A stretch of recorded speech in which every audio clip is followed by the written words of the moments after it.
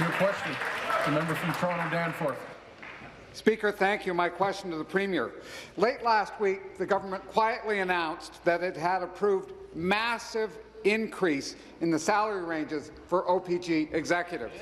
The top salary of the OPG CEO is now $3.8 million, which is double his current salary.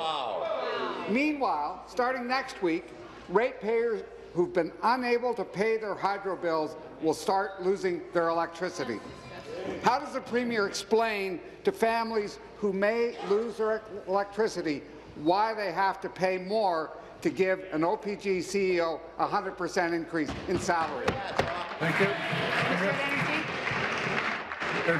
Thank you, Mr. Speaker. Once again, when it comes to OPG salaries, Mr. Speaker, we do have a framework in place to ensure that they are paid comparatively, Mr. Speaker, and paid fairly. And when we have people running our nuclear facilities, Mr. Speaker, and having a 40-year history of safety, we want to ensure that these people are paid not at the top, Mr. Speaker, not at the bottom, but paid right in the middle of the pack within their sector. When it comes to looking at rates that are happening for folks right across the province, Mr. Speaker, I was pleased to hear last week that the Ontario Energy Board's decision will begin to lower rates even further on May 1st in anticipation, Mr. Speaker, of our government's Fair Hydro plan.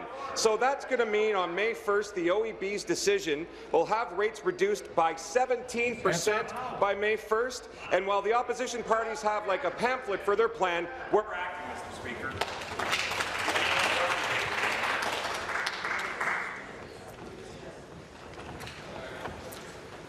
Supplementary.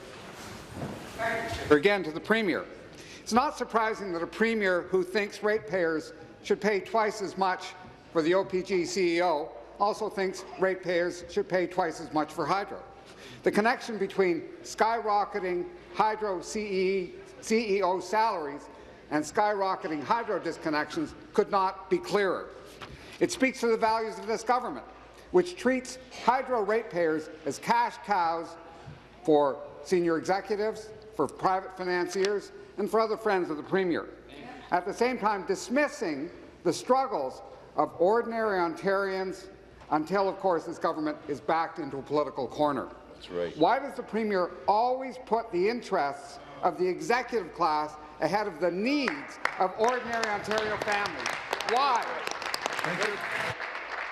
Be seated, please. Be seated, please. Thank you.